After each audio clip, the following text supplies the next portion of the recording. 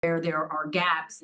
And I think having folks who, and our two higher ed partners couldn't join us today, but having folks who have firsthand knowledge of that would be helpful. So that, anybody who was on that first call, that did I miss that? That was, we didn't get to the point of actually identifying, but we were just talking about kind of setting a bit of a structure and what the goals of this group would actually be, so that we have something to work towards.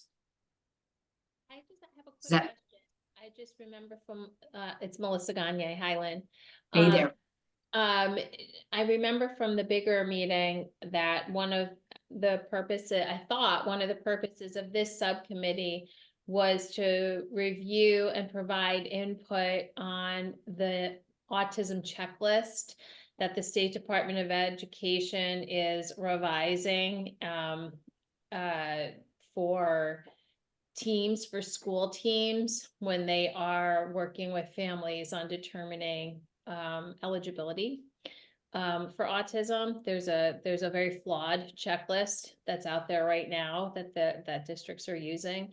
And so I just want to, am I in the right am I in the right place? I want to make sure that that's part of this. That's all. Okay. I have an update on that. That is not what was updated. It was the creation of the guidelines for working with a BCBA is what the district was doing. And they are going to like review that with us, but we're not, and give feedback, but we're not creating that. So if that's something that you want to do or add, I mean, we can definitely bring Brian in and see if that is something that this work group could help with. But what was developed was a BCBA, working with a guidelines for working with a BCBA. Right. My understanding from Brian, from this group, and also from other groups that I'm in with him, was that the state, the department was revising the current autism checklist, not creating a new one, and that that he would share it with us and that perhaps this would be the committee to review it and provide input. And it's really important, as you can imagine. So it would just be something I'm just throwing that out there. I have other groups where I have a vehicle to provide input. I just think the stakeholders here and the group that we have here, the input would be really valuable.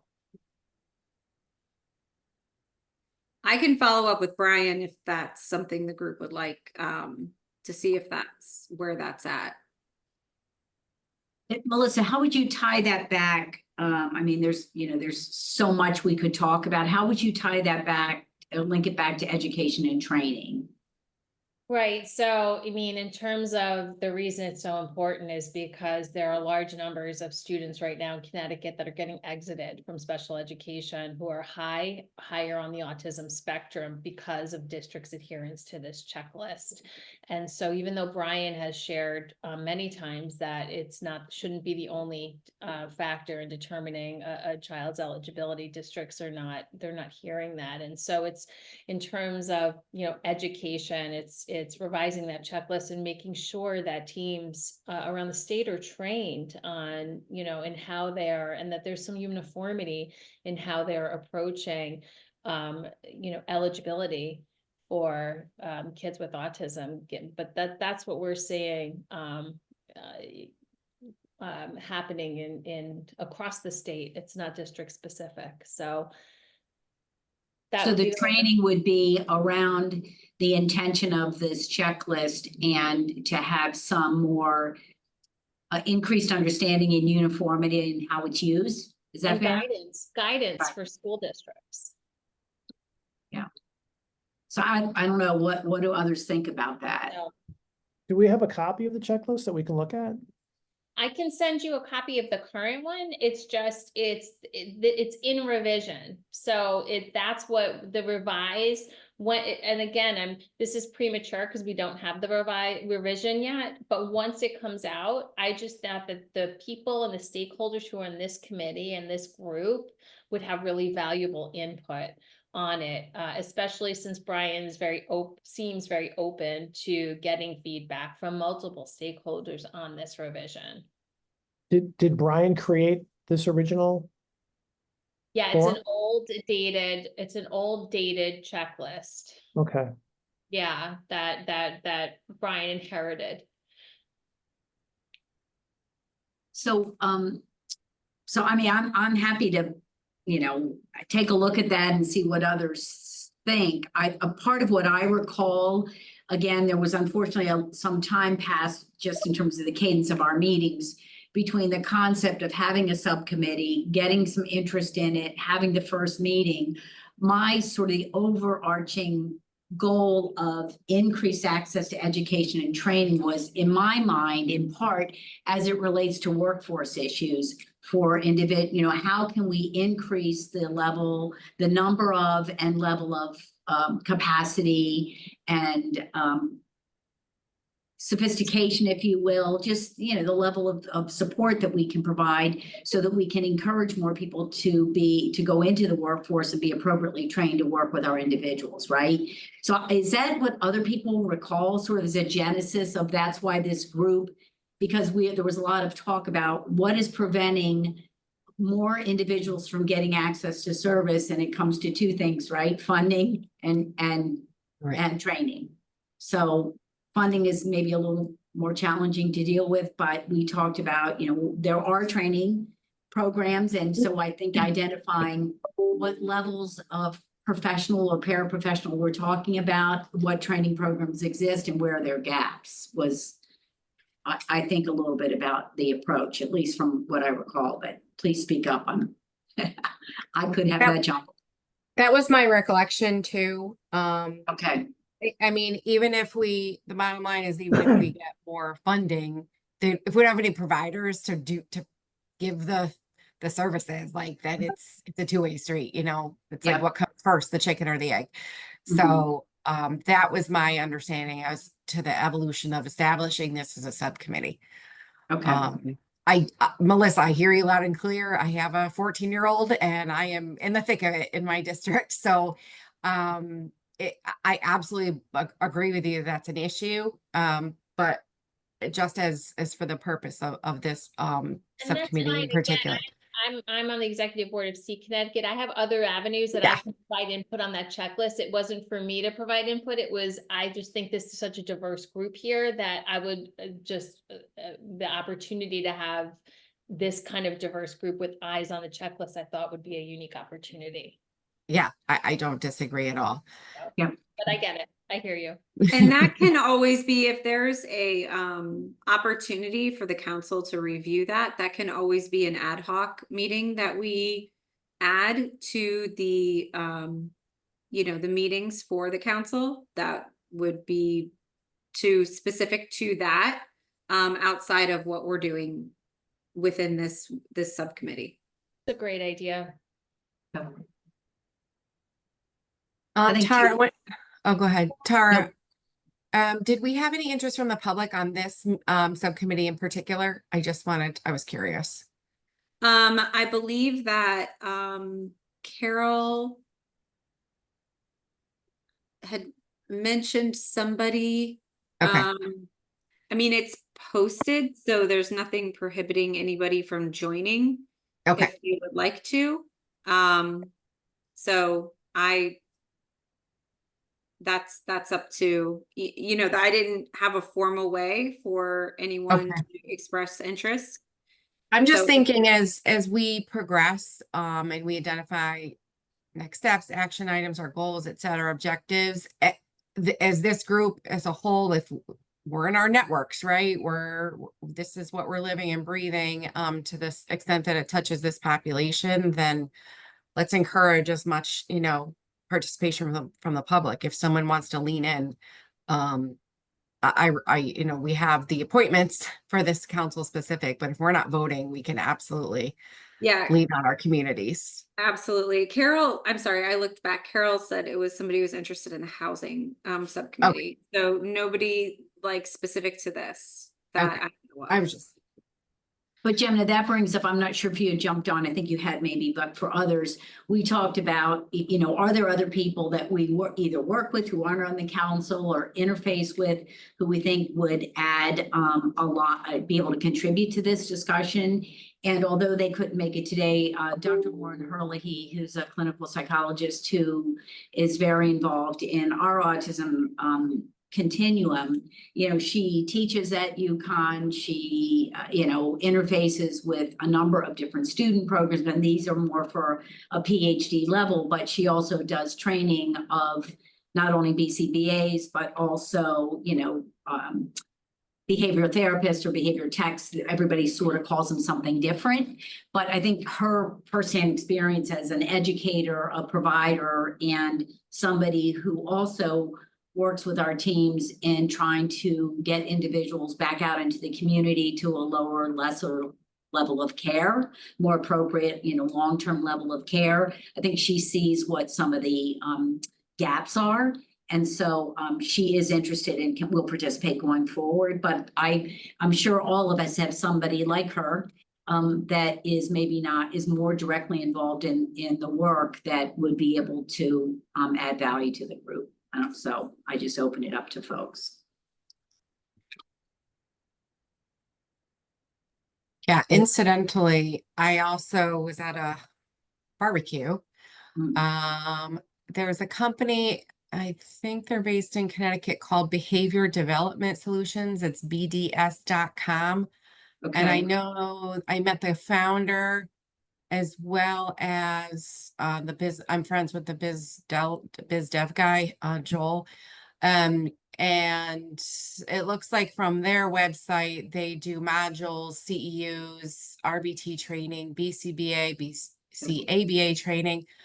Again, I'm hoping to get some direction from this group. If it's someone I can introduce, or, you know, bring to this public session, let me know. Someone just take a look at their website, bds.com, and let me know if this is even something that as a resource we use, or if you're already familiar with them, or maybe they stink. I don't know, but or they're too expensive or something. But if we're going to make this a priority, anyway, I just want to throw that in the room too. Krista. Hello. Hi, everyone. I'm Krista Ostaszewski. I'm the Health Management Administrator for the Department of Developmental Services. I just wanted to make a suggestion. I see in this group there isn't anyone representing the Department of Social Services. They do have a position at Social Services that's an autism support and resource specialist. This person does provide information, resources, and materials to individuals that are not only on the autism waiver wait list, but are also receiving state plan supports. They may be a really good resource to this conversation, not only to provide input on sort of education and training materials, but also to listen to the discussions that we're having and the some of the entities and agencies that are being discussed, and maybe bring that back to the folks that they're working with as well. So if we haven't already, it might be someone that we want to reach out to. Tara, I'm happy to touch base with Christine to see if they would be willing to bring that person in, or you can do that as well. But did want to just offer that as maybe an opportunity to connect some of the state services being offered as well. That makes sense. Great, thank you. Any other thoughts, Patrick? Yeah, I'm just wondering, I mean, I'm just being pragmatic about this. Like, are we anticipating that people would join this group and meet regularly with us to have ongoing discussions? Would we advertise for like a workshop where we'd have multiple guests that would come in and we would ask directed questions to people? I'm just imagining, you know, I know a number of people that I would be happy to invite, but I need to give them a little direction on this. It's kind of like, okay, well, this is how it's going to work, or, you know, this is what we're interested in hearing from you about. I guess I just need a little bit more, some more concrete direction on how to, you know, support this initiative. Yeah, I mean, I think that's what we are. This is our first real formal meeting. There were very few. I think there were 3 of us on the first call. So I mean, I'd open it up to discussion. I think it's actually a really interesting idea you know, I'm trying to, in my mind, I'm sort of approaching this like a feasibility study, right? Where, what, you know, what services do we have? Where do we have gaps? You know, then we'll have to prioritize, of course, because you're never gonna address every issue. And then I think even starting from what's the end goal is, so we get all this information, what are we gonna do with it? Are we trying to get training funded? Are we trying to, you know, what is our end goal? And that's really for the group to decide, but I could see almost like a community forum, Patrick, where we opened it up, even if it was through a Zoom meeting, and we tried to do some more structured, focused kind of questions. And the community being the people we define, right? Bringing people like an advisory group coming together, could potentially, because somebody may not be able to sign on to, you know, a year-long, once-a-month meeting, but they would be willing to come together and give us their feedback, and that might be very adequate for this. Is that what you're thinking? Something like that?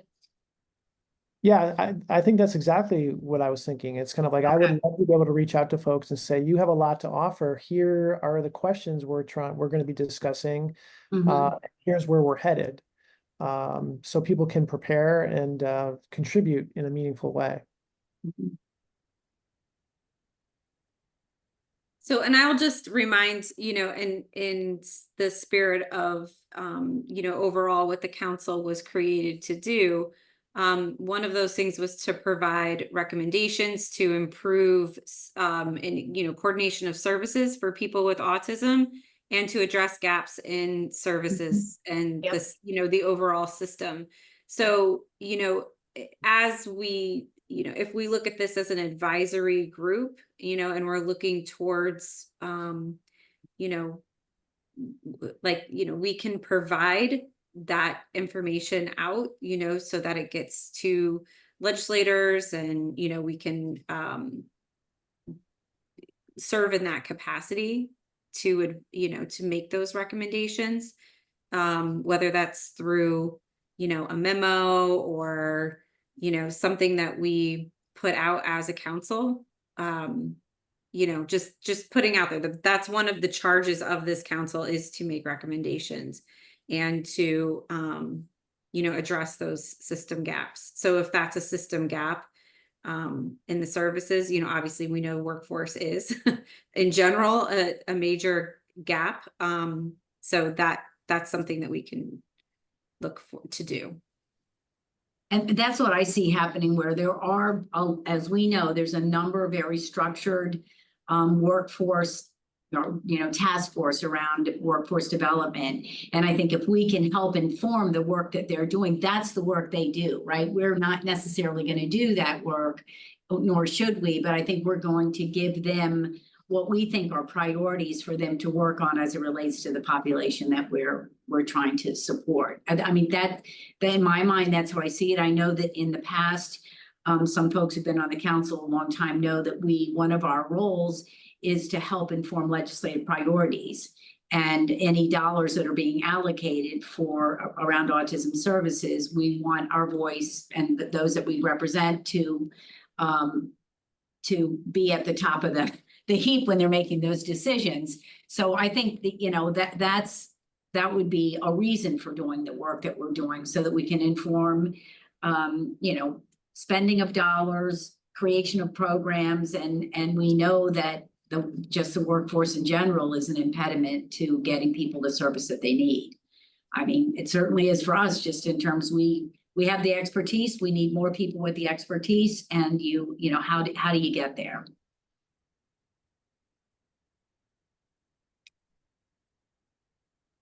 Also to address, you know, wait lists. So we know that there are wait lists for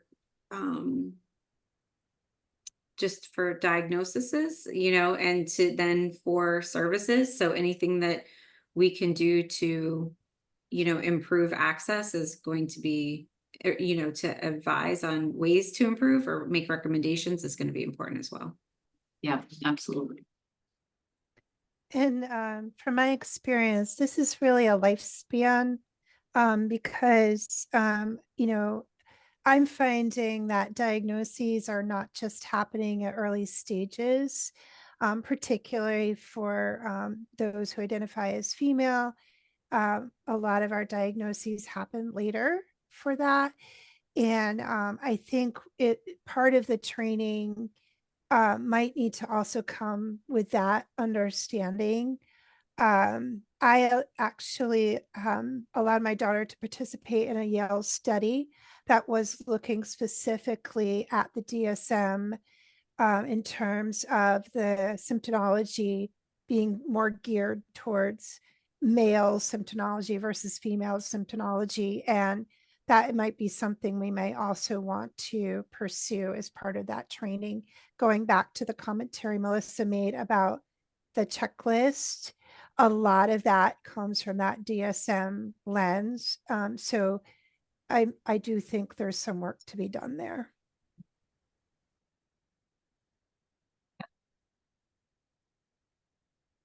How about others? I'm just kind of curious, what data sets has the group used in the past to explore areas of deficit or areas of need? I'm just wondering if there are, if there are previously collected needs assessments that have been conducted that we could utilize and to evaluate, well, we have a good idea of where the needs are with early identification and clinical assessment, but we're lacking information on the needs for I don't know, other areas that are important. I'm just kind of curious, are there multiple data sets? Are there multiple needs assessments that this group has gone to in the past? Are more necessary? Is that Not that I'm aware of, but others, I don't know if you're aware. Not that I don't know that our council specifically around this issue has tapped into any data sets, but I think we've got so many of the agencies represented here that I think that's where probably a lot of that data would live, right? And if you look at someplace like Capital Workforce Partners and some of those other groups that are working on the issues around workforce, I'm sure that they may be a very interesting group to engage in this discussion. I think somebody mentioned that our very first go round or in another conversation I had. I don't know if anybody on this call has experience with them. I know I do as it relates to healthcare, specific healthcare issues, but. Would it be useful to have, and maybe I'm way off base, the Carolyn? Because when what's her name? Is her name Jennifer? I can't remember. Yes, but Jennifer. So if she's telling us that we have this many, we're able to service this many people, but we've got these deserts, and we're trying to credential people across the border, right? I mean, I wonder what they have in terms of what that delta is for need and what they can credential. It's something baseline. And Patrick, I wonder if that's probably, I don't know, you guys tell me, is that like probably what we've been working on, is just best guess of what, we could use as a baseline benchmark? Yeah, because she talks about when she presents the data, she puts the map up and says, Yes. we have X number of, licensed or certified providers in this area. And we know that just trying to discharge kids again depending on where they are in the state, it can be a very heavy lift. And I think one of the things that's going to be important once we identify all this is prioritization. And I think that's what the data will help us do, right? Is to say West Hartford probably is not going to be a desert of service, right? But if you go to Torrington or to Putnam or to Groton, I know those are those are going to be real challenges. I don't know. Like Kathy, in your area, do you see this kind of broken down by geography?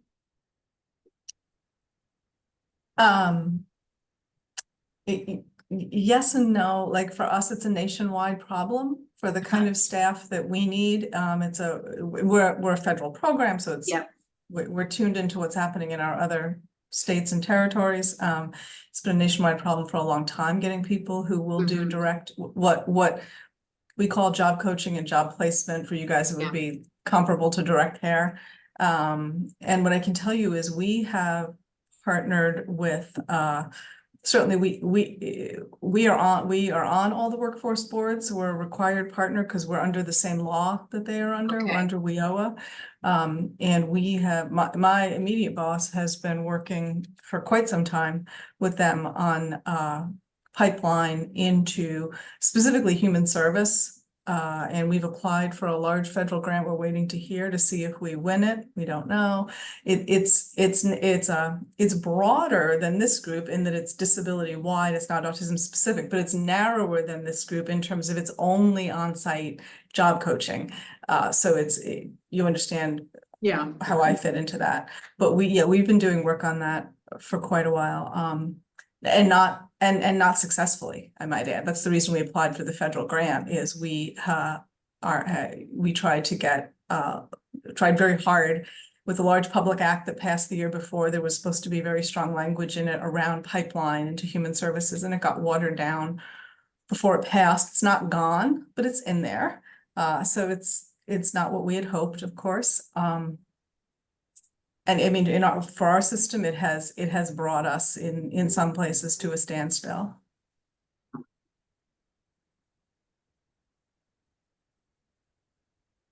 I'm just wondering if there are conceptual areas that we would want to tackle. You know, if we would want to say, you know, here are the 5 or 6 or 7 areas that we need more information on, or here are areas that we would guess that there's need, but we would like to have more data to confirm that. You know, especially if this is a little bit open-ended and we're just thinking about next steps.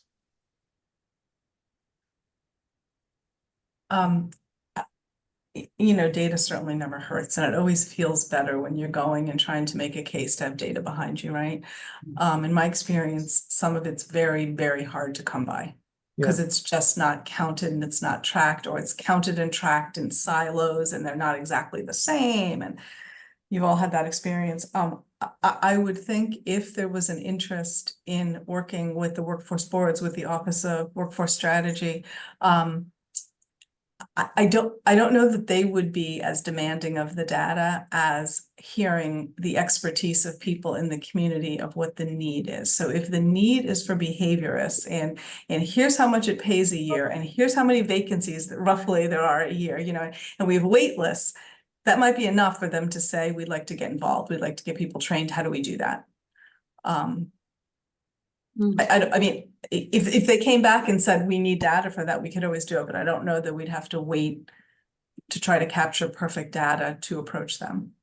Yeah, I agree. I don't think it needs to be perfect. I'm just wondering if there's a way to inform our next steps that would be helpful. I mean, you guys were talking about placements, and so having some general idea of what areas need the most support would be helpful.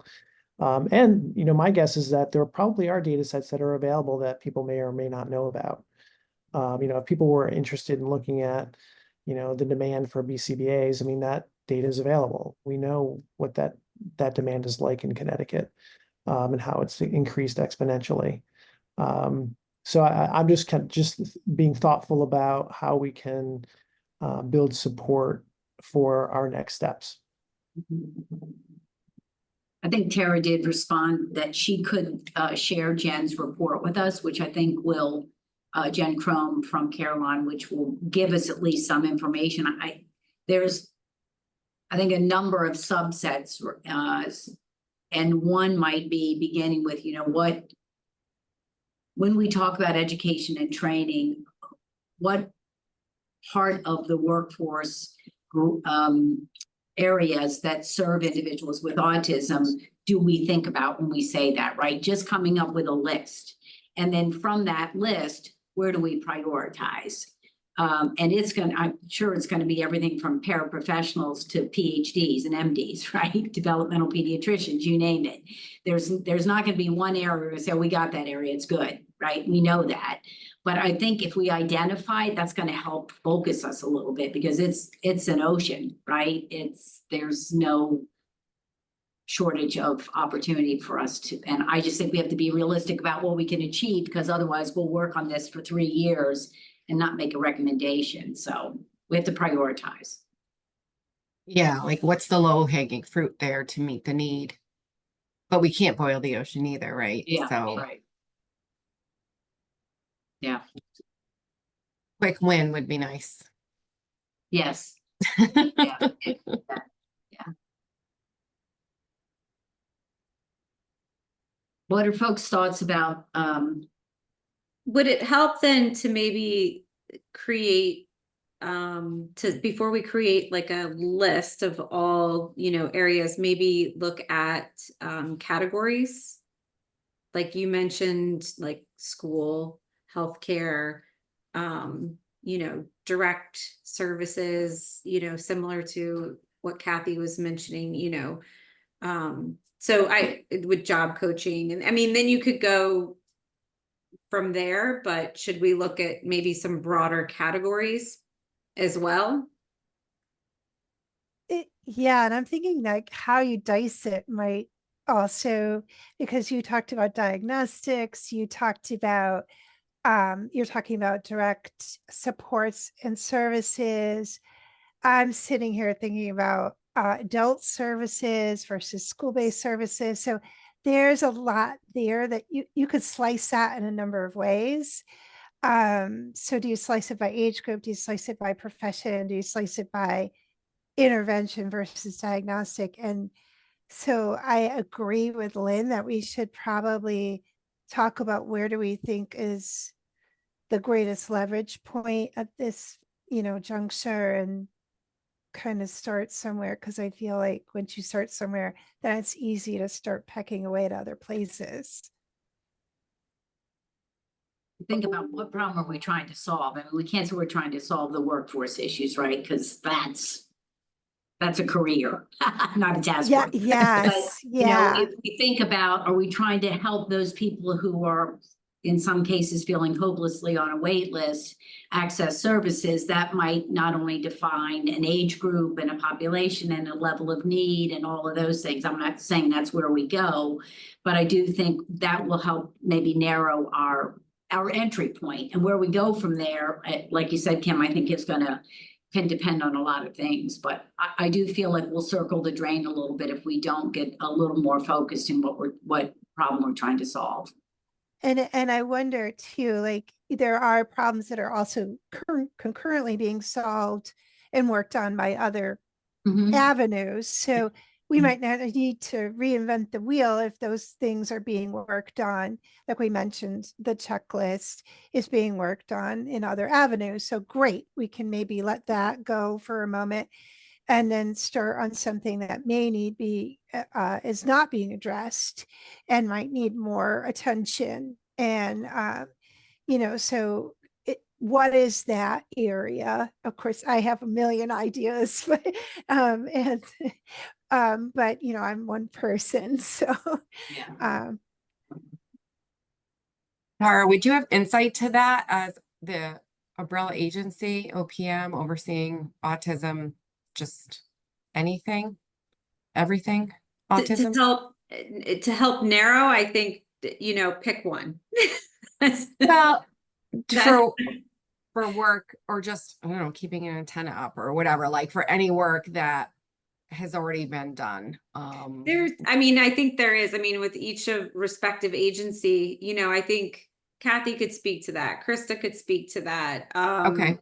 Demas could speak, like everyone could speak to the work that they're doing. And, to try to meet those needs. But, that's why I said we're going to just have to pick an area that this group thinks is important as a place to start, in my opinion, because, when we're talking about workforce, it's impacting a lot of people. So, where are the biggest gaps that, and again, I have a higher level perspective, but I think that what this is going to be most effective to address is like the actual, direct to person services.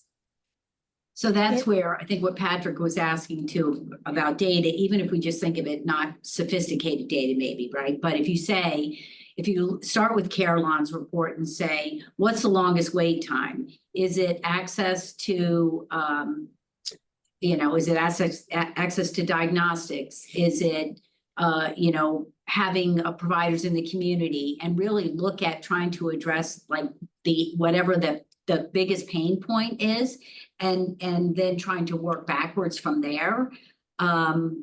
And then looking at the wait list, it's going to be a two-part issue, right? It's a funding issue, and then it's also obviously having folks in the community who can support these individuals.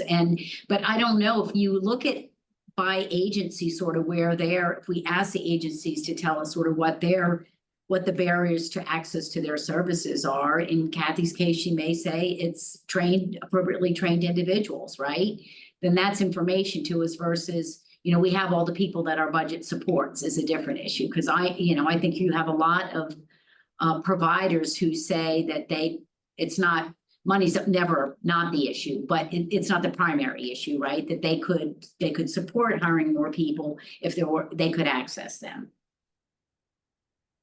Right? Yeah. School systems not having BCBAs, right? And then why is that? Is it that there's not enough of them being trained? Is it the whatever it is, right? And so I just think that might be a way to begin to narrow. I mean, the BCBA issue transcends school districts. It's bigger than school districts. Sure, I just use that as an No, example, but right? I mean, Absolutely. that is a pain point that sort of impacts almost, the whole continuum of the population, because I know DDS will, I have clients where they're just waiting for people. DDS has given them a budget, for behavior, and there's nobody to actually provide the service. What I do in school systems, there are school districts that will put, BCBA support on an IEP, but they don't have a person. So it's not even that it's not even that districts aren't willing or agencies aren't willing, they're not able. And that's my thinking. My thinking is the best thing we could do is probably start to look at that report, and could we find where those areas are that are deserts, as they're referred to, and just, we may have to pinpoint even more so from there, because some of the issues that I'm finding in parent groups, both personally and professionally, is that there are areas where they have to travel for services. They have to coordinate, and that might be one of the best things that we could do, is just find out where those gap areas are, and go after looking at what is it that we could do to help create some interest in filling in those gaps. So Tara posted the link for the Caroline report. I think maybe some next steps can be, all of us committing to take a look at that report. Maybe inviting Jen to the next meeting, even as a starting point, and then being able to pick her brain about, like, are we understanding this data correctly? And then I think each of us, maybe we all represent a different sort of aspect or part of the continuum, doing some research on our own and coming back with what we see based on our own work or our own life experience right now, because that's very important, right? Many of us are both consumers, or our family members are, or we're professionals in the area. So I think we have a lot of perspectives represented here. I think we come back and maybe have that be sort of the focus of our next meeting, to try to get some information and begin to create a list that we can then prioritize once we have input from everybody. I wonder if another stakeholder in this group could be even somebody just to provide some input from the side, would be if anybody knew somebody at the universities that have the programming for these behaviorists. Yeah, I mean, I know folks at University of St. Joe's who run these programs, so certainly could have some input there.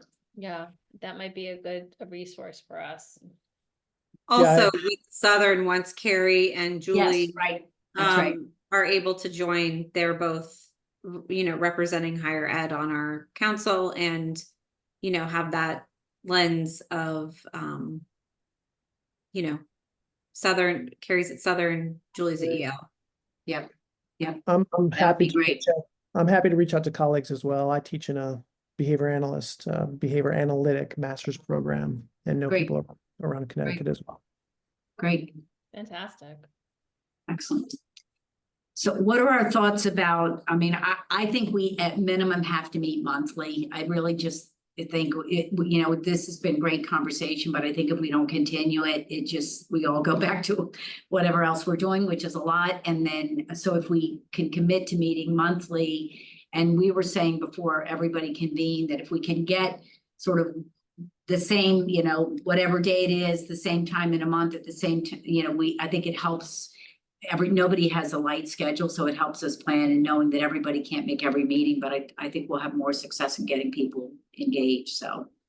I'm open to, I think this time worked and Tara facilitated sort of a poll of it. I don't know what others think about, this time on a Wednesday, a month from now, something like that.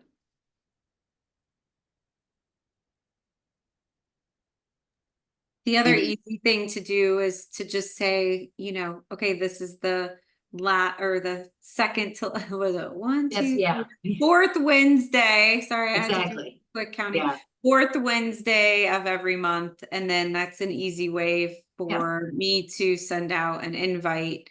Yeah. Keeping that cadence. So at 3:00 on Wednesday, if we want to just set that as knowing that there might, trying not to, like you said, once it's on the schedule, it's good, right? yeah, it's getting it on the schedule, right? It's getting it on the schedule. Yeah, I'm good with that. Okay. Great. So I'll put it in for the fourth Wednesday of each month moving forward. Okay, excellent. And then with that in mind, as next steps, I have that, would the group like me to reach out to Jennifer to see if she can make that meeting and present That'd be great. the updated Carolyn data? Okay, so I have that as a next step. And then also, sorry, Lynn, just recapping. Oh, that's great. That everybody's taking a commitment to look at the current data that was last presented, and then coming to that meeting with, the next meeting with, ideas and options of, how to look at this moving forward. I think everybody coming back, based on our, either our work or the work of colleagues that we work with too, what we are hearing from people, do sort of an informal report out on what we think priorities are. Okay. Okay, excellent. Great. Any other parting thoughts? Thank you, guys. Thanks, Appreciate your everyone. participation.